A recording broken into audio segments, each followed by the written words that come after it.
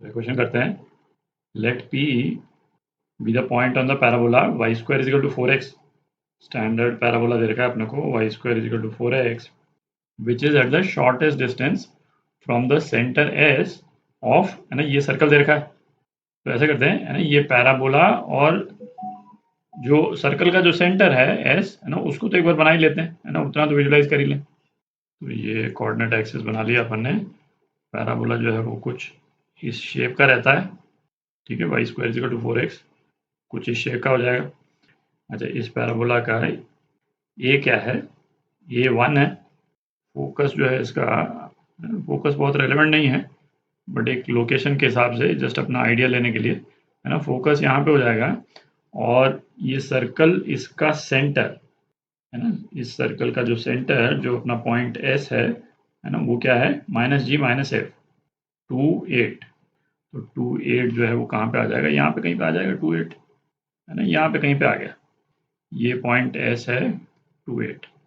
बहुत ज़्यादा रेलेवेंट नहीं है, पॉइंट जो है वो पैराबोला के अंदर भी होता, तब भी अपन इसको एनालाइज कर सकते थे। अच्छा, अब अपने को क्या देखा है, ये पॉइंट पी जो है वो एस से शॉर्टेस्ट डिस्टेंस पे है। तो शॉर्टेस्ट डिस्टेंस का मतलब क्या हो गया, पॉइंट पी जो है वो फुट ऑफ परपेंडिकुलर है ना, एस पी जो है वो नॉर्मल हो गया। एस पी, ये वाली लाइन, है ना, पैराबोला पे नॉर्मल हो जाएगी, ठीक है, शॉर्टेस्ट डिस्टेंस है पॉइंट एस से। अच्छा, अब क्या बोल रहा है, let Q be the point on the circle dividing the line segment S P internally. तो यदि इसका मतलब जो पॉइंट क्यू जो है वो इस लाइन को बाइसेक्ट करता है इंटरनली, तो सर्कल जो है वो कुछ इस टाइप का है। ये वाला जो सर्कल जो है ना, एग्जैक्ट तो अपने को बनाने की जरूरत भी नहीं है, पर ये सर्कल ऐसा कुछ है, ठीक। और ये वाला पॉइंट क्या है, ये वाला पॉइंट क्यू है, इंटरनली डिवाइड कर रहा है एसपी को। तो अपने को, है ना, कुछ क्वेश्चंस पूछे हैं जिसमें एक तो पॉइंट पी के कोऑर्डिनेट्स अपने को मालूम होने चाहिए और एक नॉर्मल की इक्वेशन चाहिए। तो नॉर्मल की इक्वेशन निकाल लेते हैं बेसिकली। तो नॉर्मल की इक्वेशन स्लोप के टर्म्स में, है ना, वो क्या होती थी, y is equal to M X, है ना, इस वाले पैराबोला के लिए लिख रहे हैं अपन M x minus 2am minus A M cube. अच्छा, ए की वैल्यू 1 डाल देते हैं, तो ये क्या आ जाएगा, y is equal to M x minus 2m minus M cube. तो ये नॉर्मल की इक्वेशन आ गई, मतलब एस पी की इक्वेशन आ गई। और ये नॉर्मल पास कर रहा है पॉइंट एस से, है ना, 2 8 से पास कर रहा है। तो 2 8 के कोऑर्डिनेट्स इसमें डाल देते हैं, क्या आ जाएगा, 8 is equal to 2m minus 2m minus M cube, ठीक। ये कैंसिल आउट हो गया, तो एम क्यूब क्या आ गया, -8। तो एम की क्या वैल्यू आ गई अपने पास, एम की वैल्यू आ गई -2 आ गई। एक तो ये स्लोप आ गई।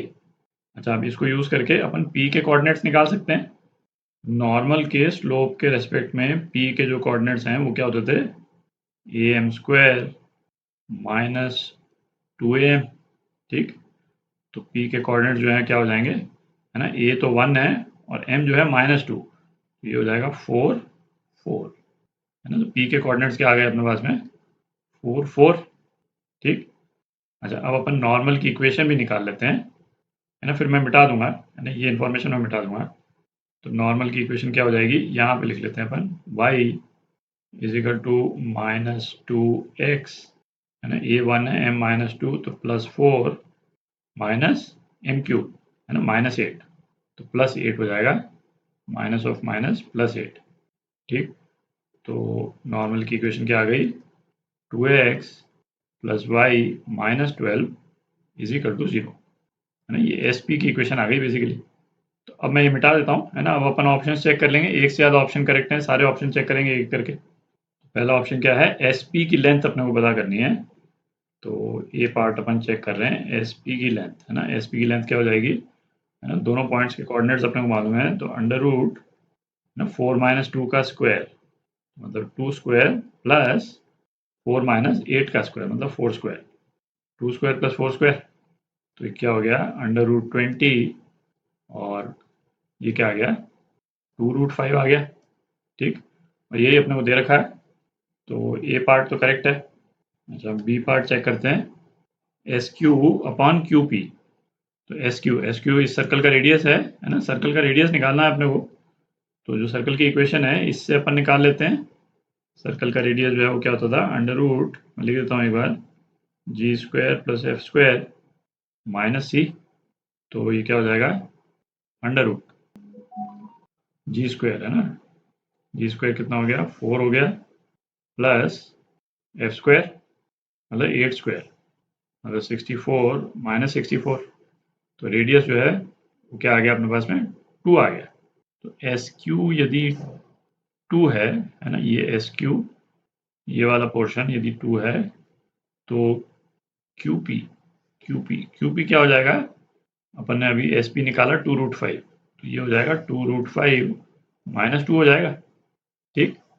तो S Q upon Q P, ये क्या हो गया, एस क्यू है 2 और ये 2√5 माइनस 2, तो ये क्या हो गया, 1 अपॉन अंडर रूट 5 माइनस 1, इसको रैशनलाइज कर लेते हैं, अंडर रूट 5 प्लस 1 से ऊपर नीचे मल्टीप्लाई डिवाइड कर दिया, तो अपने पास में क्या आ गया, under root 5 plus 1 upon 5 minus 1 क्या हो गया, 4। हमको रेशियो में क्या दे रखा है, 5 प्लस 1 अपॉन 2 दे रखा है, और अपना क्या आ रहा है, अपॉन 4 आ रहा है।